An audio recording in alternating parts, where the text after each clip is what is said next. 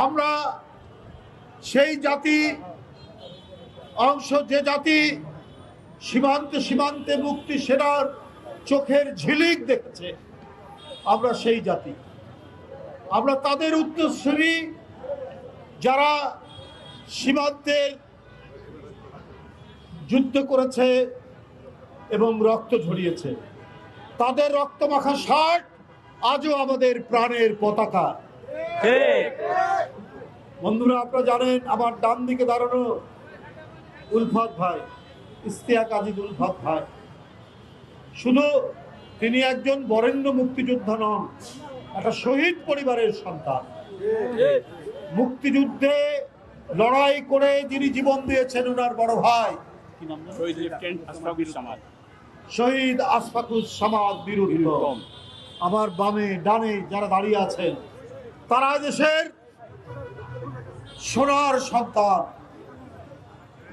আজকে সেই ইতিহাসকে কলঙ্কিত করার চেষ্টা করছেন, ছোট করার চেষ্টা করছেন, আন্ডার এস্টিমেট করার চেষ্টা করছেন। কারা? যারা সেই দিন স্বাধীনতার বিরোধিতা করেছেন, যারা সেদিন আমাদের মুক্তিযোদ্ধারা যারা গোপনে গেরিলা যুদ্ধ করেছে তাদের আস্তারা চিনিয়ে দিয়েছেন হানাদার বাহিনীকে। তারা বন্ধুরা আবার কি করছেন? কারণ এদের বীরত্বের ইতিহাস নাই, শুধু আছে দালালির ইতিহাস। স্বাধীনতার পরেও সুবিধাবাদিতা আর দালালি করেছে তারা। যে ফ্যাসিস্ট এবং স্বৈরাচারী একদলীয় শাসন করেছে আওয়ামী লীগ, ওরা তাদের সাথে এবং তাদের কৃপা পাওয়ার জন্য ওরা সব সময় চেষ্টা করে যায়। ৮৬ সালে আওয়ামী লীগের সাথে আতাত করে নির্বাচনে গেছে হোসেন মাহমুদের সাথে, বিএনপির নেত্রী দেশনেত্রী বেগম খালেদা জিয়া জানবি, এবং এই ১৭টা বছর গুপ্ত হয়ে থেকেছেন, সুপ্ত হয়ে থেকেছেন। এবং এই যে একটা পাতানো নির্বাচন ২০০৮ সালের, সেই নির্বাচনে তারা অনেকটা হুমকি দিয়ে নির্বাচনে গেছে এবং বিএনপিকে নির্বাচন করার জন্য সেদিন তারা বাধ্য করেছে, না হলে তারা থাকবে না। তার পরিণতি তাদের ভালো হয়নি, কিন্তু তারপরেও এখনো তারা কৃপা লাভের জন্য চেষ্টা করে। ৫ই আগস্টের পর তাদের নেতা বললেন আমাদের আওয়ামী লীগের সবকে মাফ করে দিবেন।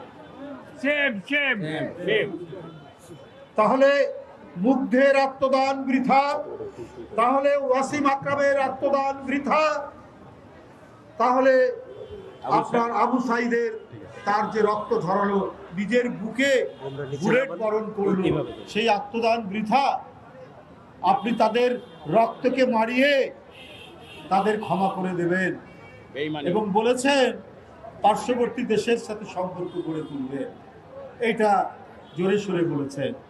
যারা আমাদের সীমান্তে আমাদের লোককে হত্যা করছে, যারা আমাদের নদীর পানি আঁকড়ে ধরে রেখেছে, যারা নিজের দেশে বাংলাদেশ বিরোধী প্রচারণা করছে প্রত্যেক দিন, তাদের সাথে তারা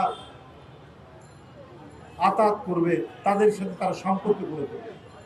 যে ভারতের মধ্যে প্রতিদিন মুসলমানদের উপর অত্যাচার হচ্ছে এবং ভারতের পশ্চিমবঙ্গের মুখ্যমন্ত্রী, বর্তমান মুখ্যমন্ত্রী বলেছেন যে ১ কোটির মতো মুসলমান তাদেরকে তাড়িয়ে দেবে।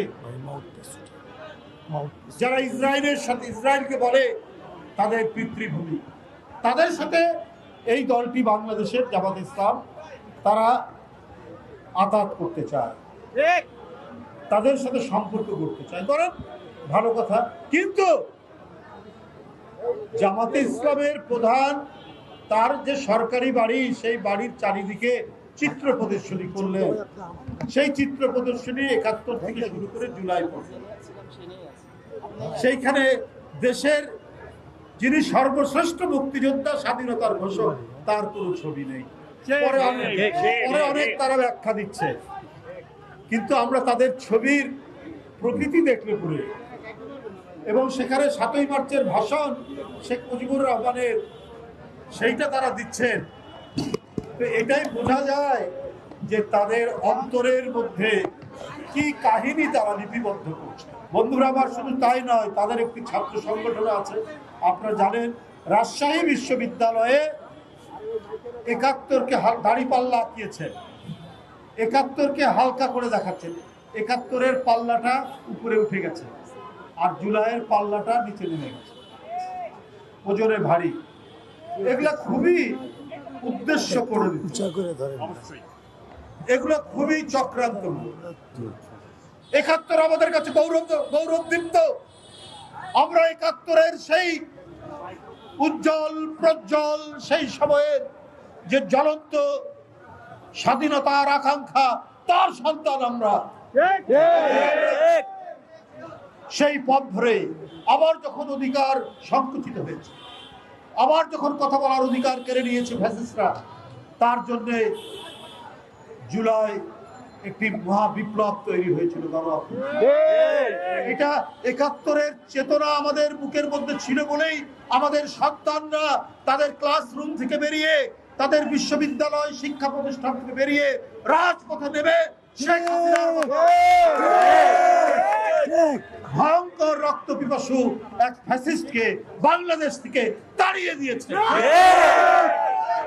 সুতরাং আজকে যারা ফ্যাসিবাদের উপাসনা করছেন, তাদেরকে সন্তুষ্ট করার চেষ্টা করছেন, আপনাদেরও বলে রাখি, আপনাদেরও মানুষ চিনে। আপনারা ৭১-কে ছোট করবেন, আন্ডার এস্টিমেট করবেন, সেইটা হবে না। ৭১-এর পথ ধরেই ৯০, ৭১-এর পথ ধরেই জুলাই। কারণ সেই চেতনা আছে যে দেশের মানুষ লুঙ্গি পরে হাতে রাইফেল নিতে পারে, এদেশের মানুষ স্ট্যান্ড গান নিয়ে নদীর সাঁতরে শত্রুর শিবিরে হানা দিতে পারে।